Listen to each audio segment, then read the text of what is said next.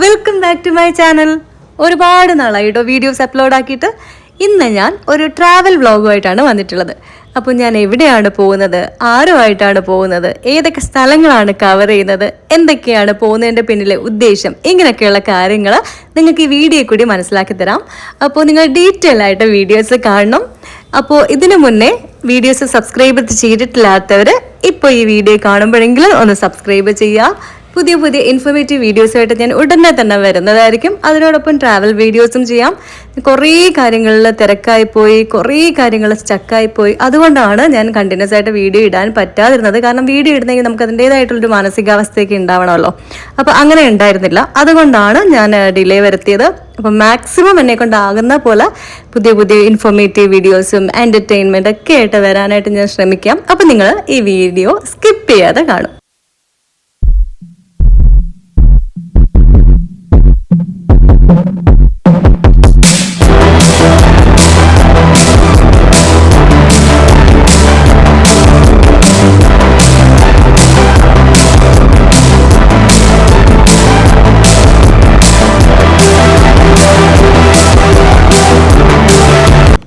അപ്പോൾ ഞാനും എൻ്റെ മകളും ട്രെയിനിൽ നിന്നും റെയിൽവേ സ്റ്റേഷനിലേക്ക് ഇറങ്ങി. ഏത് റെയിൽവേ സ്റ്റേഷൻ ആണെന്നുള്ളത് നിങ്ങൾക്ക് ഇപ്പോൾ കാണാം. കണ്ടല്ലോ, തമിഴ്നാട്ടിലുള്ള രാമനാഥപുരം റെയിൽവേ സ്റ്റേഷനിലാണ് ഞാനും എൻ്റെ മകളും ഇറങ്ങിയത്. അപ്പോൾ ഇവിടെ നിന്ന് ഞങ്ങൾ എങ്ങോട്ടാണ് പോകുന്നത് എന്നുള്ളതൊക്കെ ഡീറ്റെയിൽ ആയിട്ട് കാണിച്ചു തരാം. അങ്ങനെ ഞങ്ങൾ റെയിൽവേ സ്റ്റേഷനിൽ ഇറങ്ങി കുറേ ഫോട്ടോസും വീഡിയോസും ഒക്കെ എടുത്ത് ജിയെ കണ്ടോ, ക്യാറ്റ് വാക്കിലൊക്കെയാണ് നടക്കുന്നത്. കുറേ ഫോട്ടോസും വീഡിയോസും ഒക്കെ എടുത്തതിന് ശേഷം ഞങ്ങൾ ലിഫ്റ്റിൽ കയറി എൻട്രൻസിലെത്തി. അപ്പോഴാണ് ഞങ്ങൾക്ക് നല്ല രീതിയിൽ വിശപ്പുണ്ടായി. കാരണം ഞങ്ങൾ തലേ ദിവസം ഒന്നും കഴിക്കാതെയായിരുന്നു യാത്ര ചെയ്തിരുന്നത്. നല്ലൊരു റെസ്റ്റോറൻറ്റ് അവിടെ കാണാനും പറ്റില്ല. പിന്നെ തമിഴ്നാട് എന്ന് പറയുമ്പോൾ അറിയാലോ, അത്രയും വൃത്തിയും കാര്യങ്ങളൊന്നും ഉണ്ടാവില്ല. അങ്ങനെ ഞങ്ങൾ ഇരുന്നപ്പോഴാണ് ബസ് സ്റ്റോപ്പിന് ഓപ്പോസിറ്റായിട്ട് ആതിര എന്ന് പറഞ്ഞിട്ട് ഒരു ബേക്കറി നോട്ടീസ് ചെയ്തത്. അപ്പോൾ ഞങ്ങൾ എന്തെങ്കിലും ലൈറ്റായിട്ട് സ്നാക്സോ ചായയോ എന്തെങ്കിലും കഴിക്കാമല്ലോ എന്ന് അങ്ങനെ അവിടെ കയറി. ലൈറ്റായിട്ട് ചായയോ പപ്സോ എന്തെങ്കിലും കഴിക്കാമല്ലോ എന്ന് കരുതിയാണ് കയറിയത്. അങ്ങനെ ആതിര ബേക്കറി കയറി ജിക്ക് ചായയും പപ്സും ഒക്കെ വാങ്ങിക്കൊടുത്തു. അപ്പോഴാണ് അവർ പറഞ്ഞത് ബ്രെഡ് ഓംലെറ്റ് കഴിക്കുവാണെങ്കിൽ ചായ ഫ്രീ എന്ന്. അപ്പോൾ ഞങ്ങൾക്ക് കൊള്ളാമല്ലോ. പിന്നെ എനിക്കൊരു ഡൗട്ട് തോന്നി, ബ്രെഡ് ഓംലെറ്റ് എന്നൊക്കെ പറയുമ്പോൾ ഇനി പഴയ ബ്രെഡ്, എക്സ്പയറി ഡേറ്റ് കഴിഞ്ഞ ബ്രെഡ് വല്ലതും ആയിരിക്കും എന്നൊക്കെ വിചാരിച്ചു. പക്ഷേ വെയിറ്റ് പറഞ്ഞിട്ട് ഏകദേശം 10 മിനിറ്റോളം വെയിറ്റ് ചെയ്യാൻ തുടങ്ങി. കുറേ കഴിഞ്ഞപ്പോഴാണ് സാധനം എത്തിയത്. ഭയങ്കര ടേസ്റ്റിയാണ് കേട്ടോ. എനിക്കത് പറഞ്ഞറിയിക്കാൻ പറ്റില്ല. കാരണം അത്രയും ബ്രെഡൊക്കെ സ്റ്റഫ് ചെയ്തിട്ട് എഗ്ഗൊക്കെ അതിൽ എഗ്ഗ് ഉണ്ടെന്ന് പോലും നമുക്കറിയില്ല. ഭയങ്കരമായിട്ട് സോസ്, മയോണൈസ്, ചീസ് ഒക്കെ ഒഴിച്ച് മല്ലിയിലൊക്കെ ഇട്ട് ഭയങ്കര ടേസ്റ്റാണ് കേട്ടോ. നമ്മളൊരു ഷവർമ ഒക്കെ കഴിക്കുന്ന പോലത്തെ ഒരു ടേസ്റ്റ് ഭയങ്കരമായിട്ട് ഞാൻ എൻജോയ് ചെയ്തു. അപ്പം എനിക്ക് ഭയങ്കരമായിട്ട് ആരെങ്കിലും നിങ്ങൾ ആ ഒരു ബേക്കറിയിൽ, ആതിര ബേക്കറിയിൽ കയറുന്നുണ്ടെങ്കിൽ ഈ ബ്രെഡ് ഓംലെറ്റ് എന്തായാലും ട്രൈ ചെയ്യൂ. ചായ ഫ്രീ ആണ് കേട്ടോ.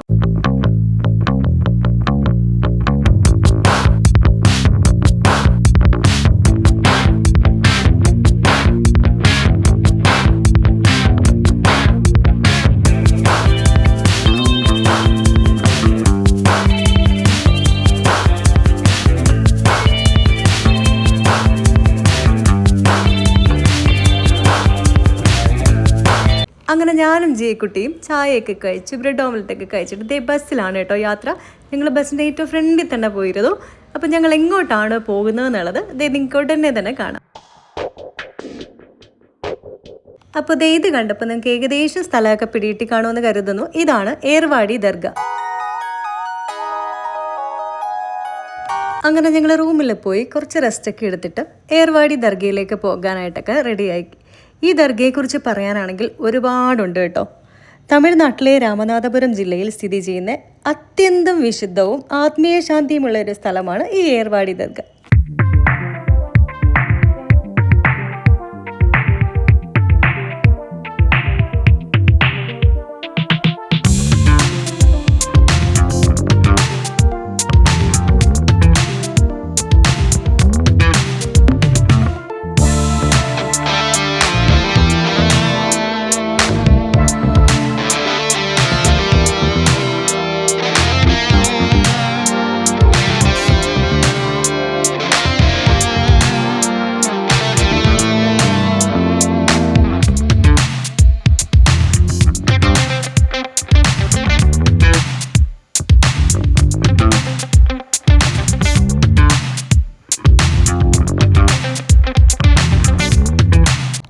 ഇവിടെയാണ് മഹാനായ സൂഹ്രി പുണ്യവാനായ ഷെയ്ഖ് ദാവൂദ് ഖുത്ബുൽ ആലം ഹസ്രത്തിന്റെ ദർഗ സ്ഥിതി ചെയ്യുന്നത്.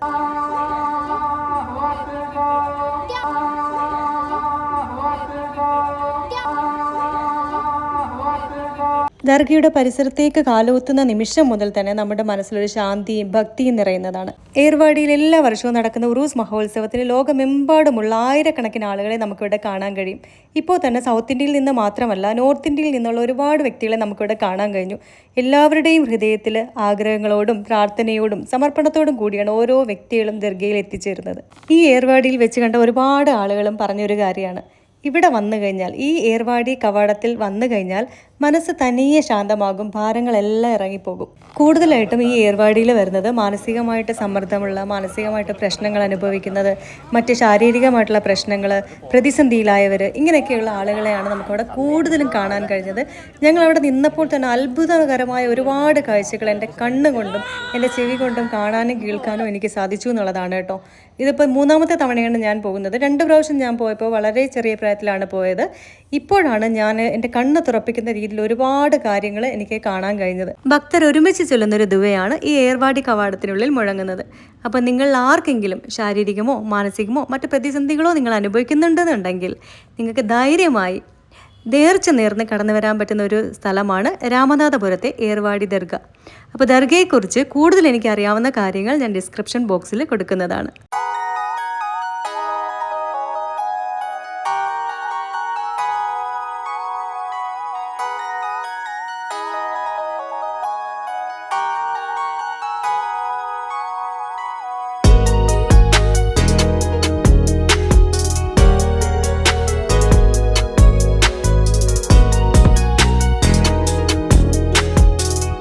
എന്തായാലും രാമനാഥപുരം വരെ വന്നതല്ലേ, എങ്കിൽ പിന്നെ നമ്മൾ APJ അബ്ദുൽ കലാം സാറിൻ്റെ രാമേശ്വരം ടെമ്പിളും, ഗോസ്റ്റ് ടൗൺ എന്നറിയപ്പെടുന്ന ധനുഷ്കോടിയും, ഗേറ്റ് വേ ഓഫ് ശ്രീലങ്ക എന്നറിയപ്പെടുന്ന ആ ഭാഗങ്ങളൊക്കെ ഒന്ന് കണ്ടു കളയാമെന്ന് വിചാരിച്ചിട്ട് നേരെ ട്രെയിനിൽ പാമ്പൻ പാലം വഴി യാത്ര തുടങ്ങി.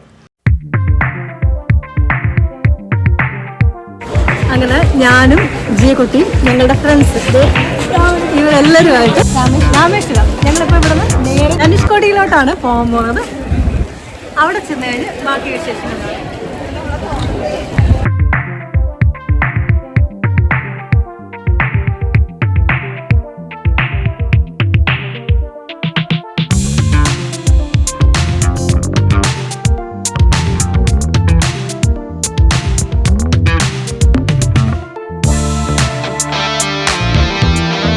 അങ്ങനെ ഞങ്ങൾ പാമ്പൻ പാലം വഴി രാമേശ്വരത്തെത്തി.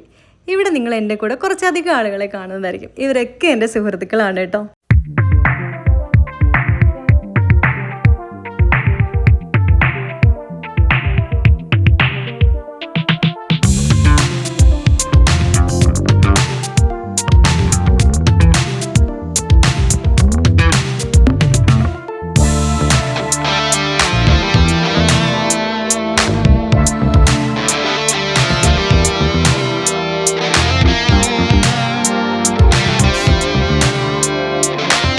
അങ്ങനെ ഞങ്ങൾ എല്ലാവരും കൂടി രാമേശ്വരം റെയിൽവേ സ്റ്റേഷനിൽ ഇറങ്ങി തമിഴ്നാട്ടിലെ രാമേശ്വരം ദ്വീപിൽ സ്ഥിതി ചെയ്യുന്ന ഇന്ത്യയിലെ ഏറ്റവും പുണ്യ സ്ഥലങ്ങളിലൊന്നായ ശ്രീ രാമനാഥ സ്വാമി ക്ഷേത്രത്തിലേക്കാണ് കേട്ടോ പോകുന്നത്.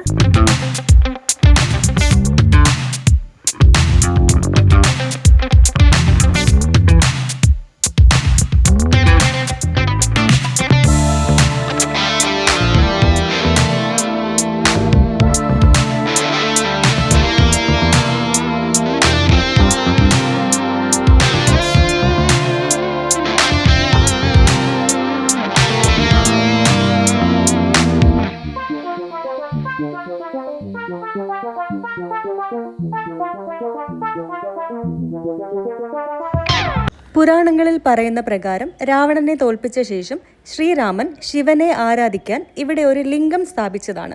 അതുകൊണ്ടാണ് ഇത് രാമേശ്വരം എന്നറിയപ്പെടുന്നത്. ക്ഷേത്രത്തിന്റെ പ്രധാന ദേവത ശ്രീ രാമനാഥ സ്വാമിയാണ് ശിവന്റെ രൂപം. പക്ഷേ ഇവിടെ രാമനും ശിവനും ചേർന്നൊരു ദൈവിക കഥയാണ് ഓരോ സ്ഥലത്തും പറയപ്പെടുന്നത്.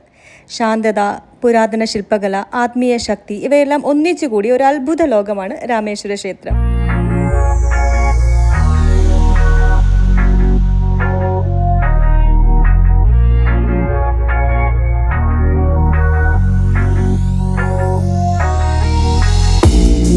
ക്ഷേത്രത്തിൻ്റെ അകത്തേക്ക് പ്രവേശിക്കുമ്പോൾ ഉള്ള കാഴ്ചയാണ് നിങ്ങളിവിടെ കാണുന്നത്. ഇവിടെ ഈ ക്ഷേത്രത്തിൻ്റെ ഏറ്റവും പ്രത്യേകത അല്ലെങ്കിൽ ശ്രദ്ധ ആകർഷിക്കുന്ന ഒരു കാര്യം എന്താണെന്ന് വെച്ചാൽ ലോകത്തിലെ ഏറ്റവും നീളമുള്ള ക്ഷേത്ര കോറിഡോർ, 1200 മീറ്റർ നീളവും 100 കണക്കിന് തൂണുകളും, ഓരോ ചുവടിലും പുരാതന ശില്പകലയും ഭക്തിയും നമുക്കിവിടെ അനുഭവിക്കാം.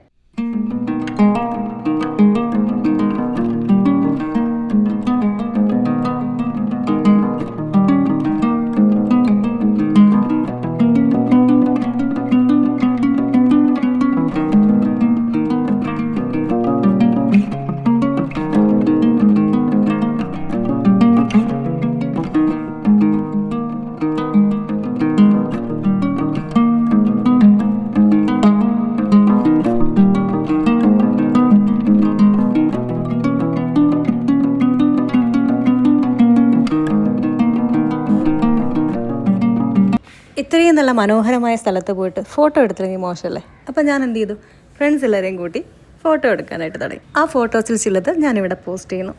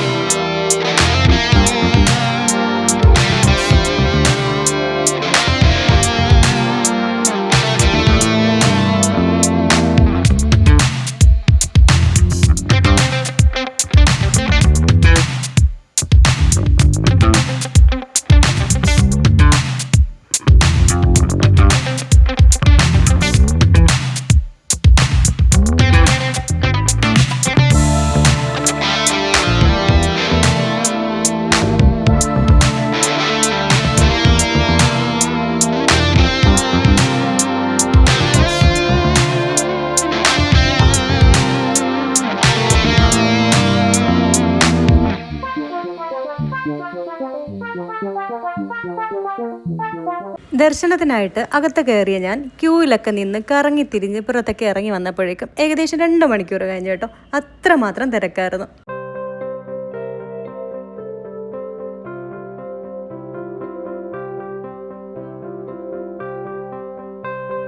അങ്ങനെ രാമേശ്വരം ക്ഷേത്ര ദർശനമൊക്കെ കഴിഞ്ഞിട്ട് ഞങ്ങൾ നേരെ വന്നിരിക്കുന്നത് ധനുഷ്കോടിയിലേക്കാണ് കേട്ടോ. ധനുഷ്കോടി എന്ന് പറഞ്ഞാൽ നമ്മളുടെ ഇന്ത്യയുടെ ബോർഡർ, അതായത് ശ്രീലങ്കയുടെ ഗേറ്റ് വേ എന്ന് വേണമെങ്കിൽ പറയാം. ധനുഷ്കോടിയെ മറ്റൊരു പേരിലും അറിയപ്പെടുന്നുണ്ട്, ഗോസ്റ്റ് ടൗൺ എന്നാണ്. എന്തുകൊണ്ടാണ് ഗോസ്റ്റ് ടൗൺ എന്നറിയപ്പെടുന്നത് എന്നുള്ളത് ഞാൻ ഡീറ്റെയിൽ ആയിട്ട് പറഞ്ഞു തരാം.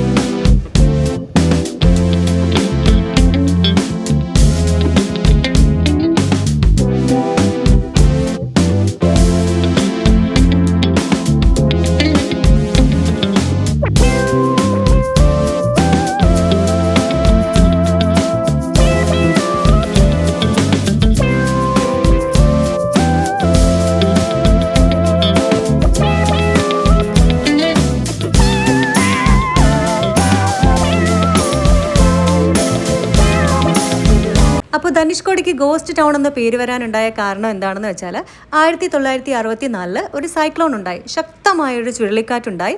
ആ ചുഴലിക്കാറ്റിൽ അവിടെ ഉണ്ടായിരുന്ന പട്ടണത്തിലെ ഒട്ടുമിക്ക സ്ഥാപനങ്ങൾ, അതായത് പള്ളി, സ്കൂള്, പോസ്റ്റ് ഓഫീസ്, വീടുകൾ, കെട്ടിടങ്ങൾ എല്ലാം തവിട് പൊടിയായി. അതിൻ്റെ ഒരു അവശിഷ്ടങ്ങൾ നമുക്ക് എപ്പോഴും അവിടെ കാണാൻ പറ്റും. അത് കാണുമ്പോൾ തന്നെ മനസ്സിന് ഭയങ്കര ഒരു വിങ്ങലുണ്ടാവുന്ന ഒരു രീതിയിലാണ് കേട്ടോ. കാരണം നമുക്ക് വല്ലാത്തൊരു സങ്കടമാണ്. കാരണം എത്ര പേര് മരിച്ചുപോയി, ട്രെയിൻ പോലും സമുദ്രത്തിലേക്ക് വീഴുന്ന ഒരു അവസ്ഥയൊക്കെ അന്നുണ്ടായി. അപ്പോൾ ആ കാണുന്ന അവശിഷ്ടങ്ങളൊക്കെ കാണുമ്പോൾ നമുക്ക് എന്തോ ഒരു നമ്മളുടെ ആരുമല്ല, നമ്മൾക്കറിയുന്ന ആരും അവിടെ ഇല്ല, എങ്കിൽ പോലും ഭയങ്കരമായിട്ടൊരു സങ്കടം ഉള്ളൊരു ഫീലാണ്. അതായത് ആ ഒരു സ്ഥലത്ത് ചെല്ലുമ്പോൾ തന്നെ ഒരു മഴ പെയ്ത് തോർന്ന ഒരു പ്രതീതിയാണ്. ഒരു ഒറ്റപ്പെടൽ, ഒരു ശാന്തത, ആരൊക്കെയോ നഷ്ടപ്പെട്ടത്, അങ്ങനെയൊക്കെ നമുക്ക് അവിടെ കാണാൻ പറ്റും.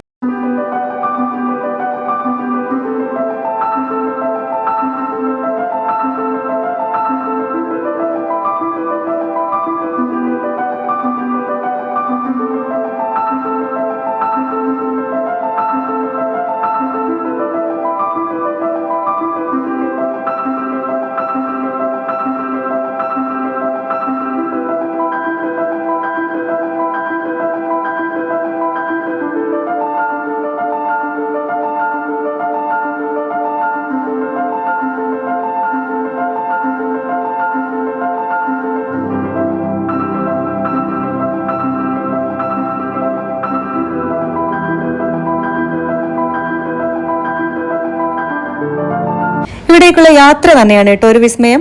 ഇരുവശത്തും നീലസാഗരം, നടുവിലൂടെ നീളുന്ന വെളുത്ത റോഡ്. ലോകത്തിലെ ഏറ്റവും മനോഹരമായ ഡ്രൈവിംഗ് റോഡുകളിലൊന്നാണ് ധനുഷ്കോടി.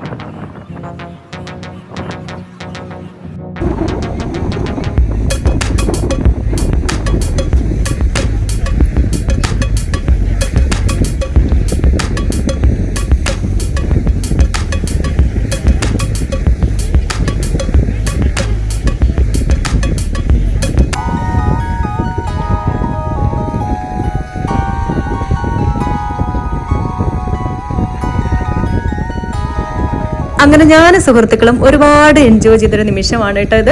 ഒരു സൈഡ് കടല്, മറു സൈഡ് കാറ്റ്, പ്രകൃതി രമണീയമായ ഭംഗിയുള്ള കുറേ സ്ഥലങ്ങൾ, കുറേ ഓർമ്മകൾ. ഞങ്ങളങ്ങനെ ആ പാറക്കെട്ടിലൊക്കെ പോയിരുന്നു. ഇരച്ചു വരുന്ന വെള്ളം ഞങ്ങളുടെ മേലെ തട്ടിയില്ല എന്നുള്ള രീതിയിൽ പോയി. ഭയങ്കര ഡേഞ്ചറസ് ആണ് കേട്ടോ ഇവിടെ നിൽക്കുന്നത്. എങ്കിലും റിസ്ക് എടുത്ത് ഇങ്ങനെയൊക്കെ നിന്ന് ഫോട്ടോയും വീഡിയോ ഒക്കെ എടുത്തു.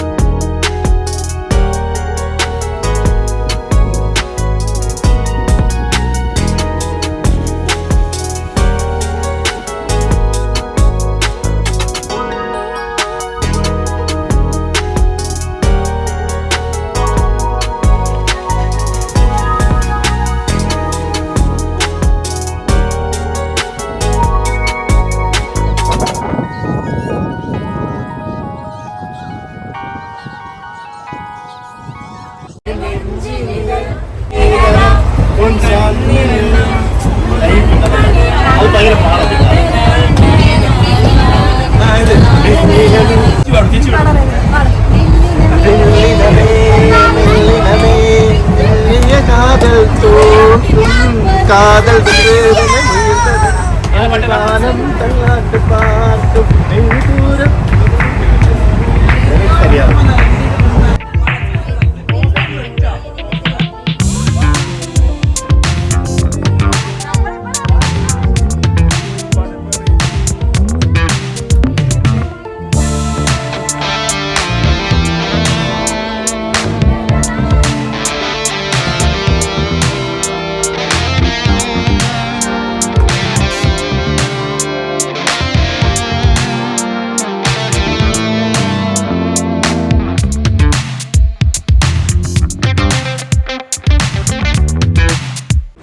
അപ്പോൾ എനിക്ക് പറയാനുള്ളത്, ജീവിതത്തിൽ എപ്പോഴെങ്കിലും ഒരിക്കലെങ്കിലും നിങ്ങൾ ഈ ധനുഷ്കോടി രാമേശ്വരം ഭാഗത്തൂടൊക്കെ ഒന്ന് വരണം.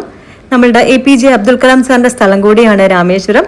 അപ്പൊ ഇവിടെ വന്നു കഴിഞ്ഞാൽ പല കാര്യങ്ങളുടെയും തിരിച്ചറിവും ഓർമ്മപ്പെടുത്തലുകളും വാശിയും വൈരാഗ്യവും ഒക്കെ നമുക്ക് മാറ്റാൻ പറ്റും കേട്ടോ. കാരണം ഇടിഞ്ഞു പൊളിഞ്ഞ കെട്ടിടങ്ങൾ, ആ സൈക്ലോൺ, സുനാമി, ഇതൊക്കെ ഒന്ന് ഓർക്കുമ്പോൾ തന്നെ നമ്മുടെ ഈ പിടിവാശിയും വൈരാഗ്യവും ദേഷ്യമൊക്കെ നമുക്ക് മാറ്റാനായിട്ട് പറ്റും. കാരണം ഏത് നിമിഷവും എന്തും നമ്മുടെ ജീവിതത്തിലേക്ക് കടന്നു വരും.